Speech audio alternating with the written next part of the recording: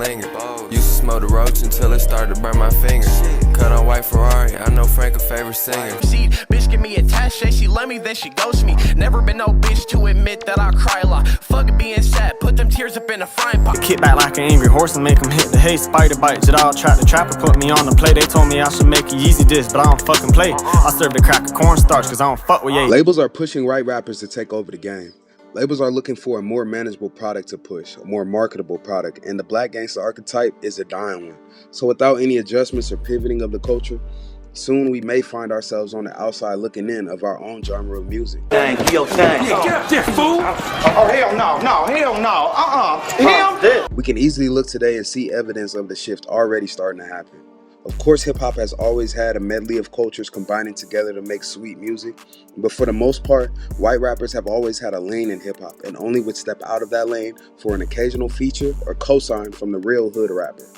I believe we first saw this push with guys like Asher Roth and Lil Dicky, and it's important to understand I'm not saying that all these artists don't have talent. Essentially, I'm saying the opposite. They are going out and finding the white people with all the talent. You know what I'm saying? Lil Dicky's immensely talented. They're all immensely talented, but undeniably selected and handpicked to do a specific job: diversify.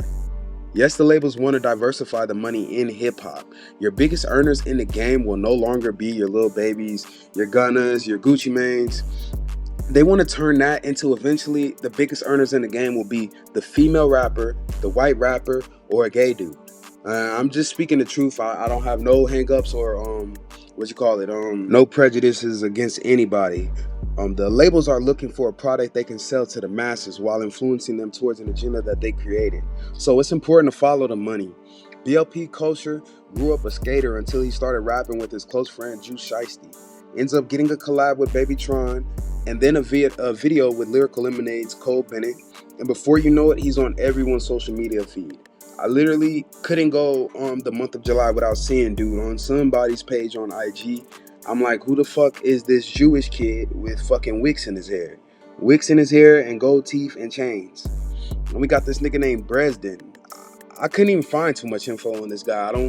I don't have a bio on him. I don't have a background story. I don't know how Gucci found him, but it doesn't seem like he's been rapping for the past 6-7 years, grinding, dropping mixtapes, doing shows in the hood, trying to get club events and things like that. It just seems like he kind of popped off and Gucci signed him to the new 1017. This is a decision that if you go to Bresden's comment section, you can see most black people are scratching their head like, When I say Mally, you say boo. Mally. why would Gucci do this when he lives in Atlanta and there's just so much talent already here in Atlanta? It makes no sense. He goes gets this white guy from a trailer park. I don't get it. I don't get it. And finally, Lil Cito. Lil Cito is from Washington. Yeah, I don't know. We're not gonna do too much about Lil Cito. He's just a part of the group, I guess. Like, but you start to see a common theme going on, and more of these don't have a story ass type white guys getting a label contract or getting a distribution deal or getting a big push from a Gucci man. And I just don't understand it. I really don't. I wanted to bring this to the people's attention and see if they noticed it as well. See if you guys had any opinions on it. See if you guys had already seen in the background what labels were trying to do and push the gangster rap archetype out the way while still benefiting from it and the detriments that it's done to the hood. Watch this, bro. The labels are going to get out of the hood street music business, and they're going to leave everything, all the mayhem that they did in their wake, and they're just going to not give a fuck. You know what I'm saying? All they care about is this fucking money. You get what I'm saying? So you got kids trying to kill themselves and break their necks to become a gangster rapper. And if they look at what's going on, hey man, that might not be the trajectory you want to go. That might not be where all the money's at in a little bit. You know, you got to look over to different countries. They're diversifying. Remember that word. When I say diversify, that's a word that these labels are literally using. That's why you see reggaeton music going crazy right now. That's why you see Osuna, Bad Baby, all these motherfuckers. And then they don't just do it like, we're not just diversifying cultures. We're diversifying morals and everything. We're going to have Bad Baby on stage kissing a man. We're going to have Bad Baby wearing nail polish. You know what I'm saying? We're going to have these female rappers on here in these videos, we're gonna promote lesbianism. You know what I'm saying? Like, I'm not talking about nobody's personal lifestyle. Do whatever the fuck you want to do. I'm talking about promotion and obvious propaganda. That's all I'm saying. And so this is just another step in that play of diversifying hip hop. This isn't a natural occurrence going on with just more people happening, because the fans of hip hop have always been the fans of hip hop. Okay? It's not like we just got all these new white kids who are now fans of hip hop. No. White kids have been fans of hip hop forever. You get what I'm saying? Maybe in the 2000s it popped off where you get like the younger demographic really enjoying hip hop and like where hip hop starts to dominate. But still, nevertheless, it's been long enough to where we've been dealing with the same demographic. Shouldn't be an influx of new white rappers in the game just out of nowhere this year. It shouldn't be. I didn't include Jack Harlow into this list because Jack Harlow was rapping for years. He was ugly as fuck rapping. Nigga was trying to grind and get his shit together. So The boost #1 hardcore nigga.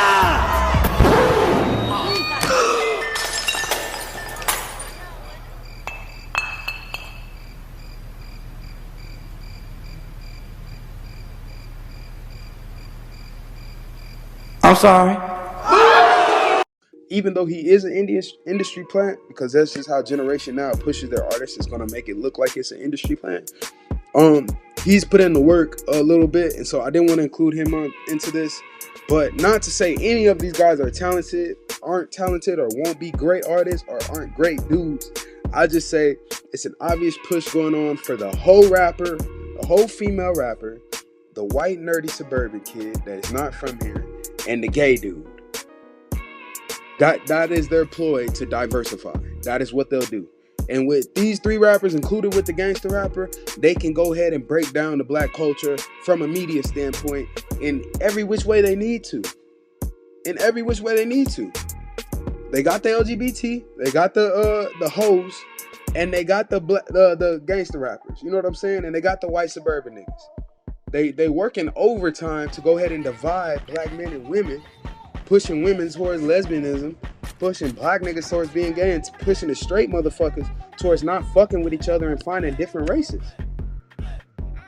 It's just ridiculous, dog. And when did black people ever like check with the rest of the world for they point of view on anything? When have we ever done that? We've always had a different perspective than the rest of the world, and that's what we need to continue to do. We need to continue to be ourselves. Fuck diversification. Fuck that shit. We don't need to be diverse. We need to just be us. Fuck that. You know what I'm saying? I'm not saying don't let white rappers in the game. Let white rappers in the game. Don't be a fucking Gucci man signing white rappers over your own kind when they got kids out here that's looking for it.